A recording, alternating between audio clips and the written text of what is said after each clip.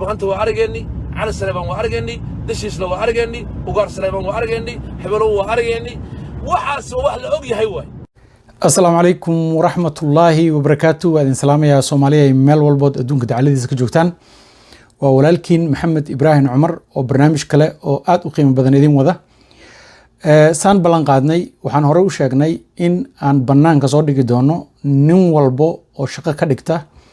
إنو كحاد قدبو شرفتا قيمها يوناقا ومدى صوماليات يبالها صوماليات وهورين نين كان هذا كورنا وانكا هالي waa nin caadaystay in uu aad u jaa-ifeeyo beelaha Soomaaliyeed siyaasad u raban uu ku meelmariyo qabyaalad maanta waxaan wadnaa isagii oo aan cidna reebin cidna aan axsaan u sameynin wuxuu meel kaga dhacayaa beelweynta hawiye oo uu ku sheegayaa in siyaasiyiintooda ay yihiin nacasyo ama aysan garan karin sirta ay maleegayaan beesha daarood ama majartan marka waxaad moodaa in uu banaanka isu soo dhigay ninkan in uu Soomaalida u kala qaybiyo beelo uuna ku gaaro ujeedka ay leeyihiin ama siyaasadda ay leeyihiin kala qaybinta beelaha Soomaaliyeed kow annagu waxaan diidanahay in beel magaceeda la soo qaado beeshay rabtaba ha ahaatee oo lagu caayo in the social media taas waxaan u dulqaadanayna maaha dadkeena la magac baxay xaldoon iyo xikmad waxaan rabnaa inaan kusoo gudbino oo banaanka kusoo dhigno barnaamijyadeena dadka u gafa beelaha Soomaaliyeed ama wax u dhima qarannimada Soomaaliyeed in the long run anagu waxaan ka fikirayna waxa weeye in the long run ummadda Soomaaliyeed si isu wadan lahayd u wada shaqayn lahayd qaran jiro u noqon lahayd laakiin haddaan ka shaqeyno qabyaalad iyo qabiil caay iyo siyaasi caay oo qabiil lagu xirayo waxaan ognahay meesha ugu dambeyntii ay nala aadayso barnaamijkaas marka waxaan rabaa marka ninkan inaan idin tuso sida uu ugu jaa-ifeeyey madaxdii beesha hawiye oo ugu caayay oo weliba uu u yiri iyaga iska daayay dadka taageersan baa xataa doqomo ah oo aqli aan laga sugaynin marka ila daawada marka ugu horeyso clipkaas kadibna waxaan u soo noqonaynaa ujeedka kale ee aan ka leenahay barnaamijka musharaxiinta beelweynta hawiye aan nahay afka waa saarayay war annaga noo imaada oo nala hadla annagaa mid iska dooranayna kaasaan taageerayna annaga dhabartaabashada naga daaya ee waayeel hortooda caana loogu barxaaye war caanaha hortayada noogu barxay raggii garan waayey caqliyad baa ka sugaysaa kuwa taageersan soo kama siliita waxa musharaxiintan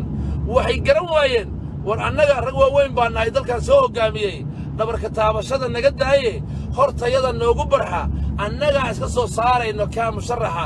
adinku doorataan oo aad garab istaagaysa annagana waa garab istaagayna waa caqli la garan kara wey laakiin mid walba asoo midka kala qiyaamayo ayuu madaxa rogay dhammaantood garab waxay kasoo wada baxeen ayagoo nin walba musharax ay aarajaa wadataa waad arkaysa ninkaa siduu u galay beeshii hawiye oo ugu xadgudbay sharafkoodii iyo cirdigoodii iyo madaxdoodii mana u malaynayo in saa lagu helayo qaran Soomaaliyeed adiga oo u gafaya beelo kula siman oo wadanka kula leh kulana degan marka taa weeye marka ninkaas wuxuu ku xadgudbay beelaha waxaan rabaa inaan idin tusiyo isaga oo ku xadgudbaya si aan kala reeb lahayn beesha daarood ee majarteen ee Puntland degan wuxuu leeyahay beeshan nimankii mucaaradka ahaa hawiye ayaa u doontay kuraas nin walbana dhabarkay ka taabteen waxay dhaheen adaan ku siinaynaa kursiga oo nimankay madaxa isu gelinayaan sirtooda sir la fahmi kara ma aha marka waxooda iyo barnaamijkooda barnaamij la fahmi kara ma aha wuxuu sameeyey markaa raalli ahaada khad baa iga soo dhexgalay marka wuxuu leeyahay wuxuu iska horkeenayaa hawiyihii iyo majarteenkii oo wuxuu leeyahay majarteenka waa niman dhib badan oo raba in ay hawiyaha madaxdooda ay been u sheegaan oo ay dhahaan nin walba adiga hore u soco adigaan maxaa la dhihi jiray ku taageeranaye oo sidaas ay kaga raayaan waxa siyaasadda ka socota meesha wuxuu leeyahay iyaga kursigiisu raba cid u rabaan oo kale ma jirto marka ha aaminina anigu weligay ma aaminayuu leeyahay in my entire life reeraha ma aaminayuu leeyahay maxamed cali ninka la magac baxay muxuu ahaa difaac qaran wuxuu leeyahay Puntland kursi idin ma siinayaan ama nimankaas ma jirteen kursi idin ma siinayaan kuraasta iyaga isku dila cid ay kursi Soomaaliyeed u ogol yihiin malaha marka it looks like doomsday meel aanan waxba ka soo soconin oo wadan aan rajo laga lahayn ayuu meeshii ninka ka muujinaya waana ka xunnahay to be honest in aan idin sheegna xataa wixii uu dhahay laakiin sababtan u sheegayno kaliya waxa weeye dad badan baa saa la qaba oo aaminsan in Soomaalida qabiil loo caayo reer loo kala jabiyo nin walba uu muxuu ahaa reerkoodana wax la rabo and that's not wax oo lagu guuleysan kara maaha Soomaalida qabaa'il kuma kala adka taariikh dheer bay leedahay waa la dagaalamay from 91 laga soo bilaabo ilaa ay hadda la isdilayay marka hore jifooyin waaweyn baa la isku dilay markana jifooyin reer baa la isku dilay marka cid ka adkaan karta ma laha marka waxaan rabnaa kaliya qabiil laguma kala adkaan karee in lagu doodo ama lagu tartamo policies ama sharci oo la dhaho hebel waxan iyo waxan soo qabtay hebel wuxuu ka gaabiyey waxan hadda meesha uu ku eedeynayo muxuu ahaa madaxda Soomaaliyeed qaarkood qabaa'il iyo wax aan loo joogin wuxuu ku doodi karaa ruuxa in ay ka gaabiyeen policies ka qaarkood oo ay muxuu ahaa ay sidii la rabay aysan ka sameynin markii ay madaxda ka ahaayeen dowladda Soomaaliyeed niman waaweyn oo madaxweynayaal soo maray wuxuu ku tilmaamayaa dhalinyaro aan waxba kala garanaynin inay yihiin marka taas waxay ahayd tan hawiyaha kaga hadlay tii hore tay dambana wuxuu kaga hadlayaa majirtaanka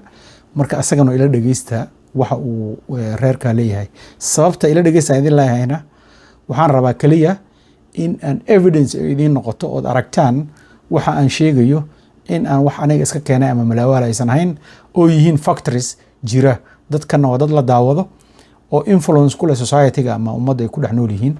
marka ila arka asagana muxuu ahaa qaybta kale nimanka taariikhda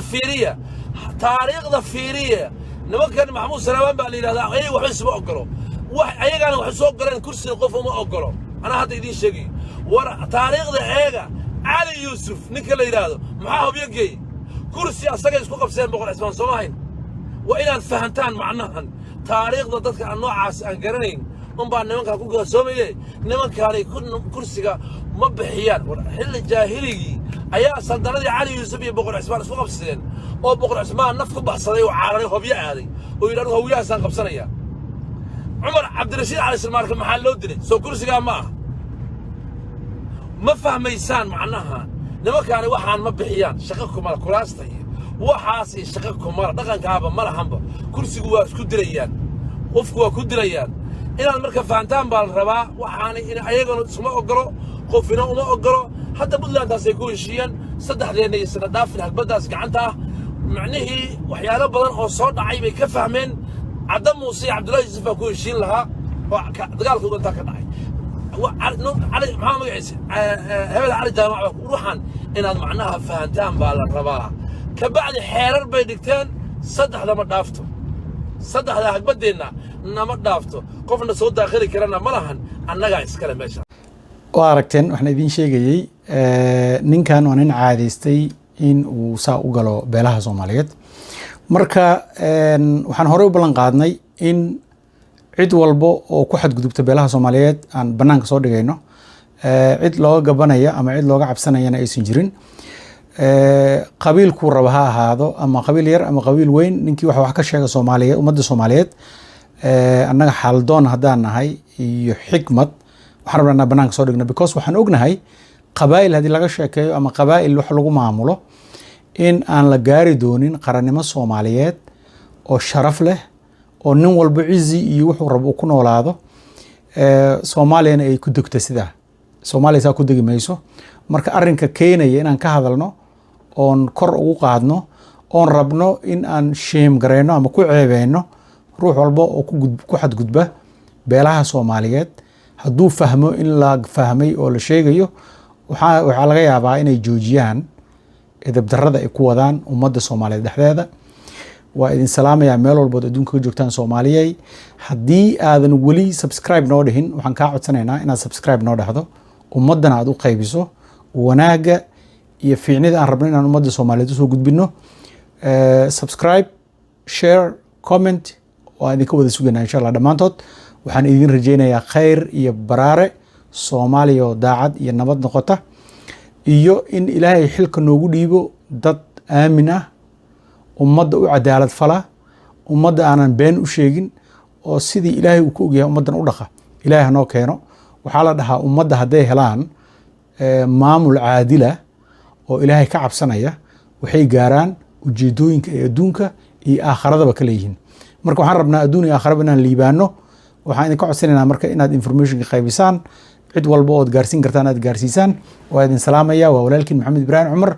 iyo YouTube-kii ahaa Xaldoon iyo Xikmad. aad baan idin salaamayaa. asalaamu calaykum waraxmatullaahi wabarakaatu.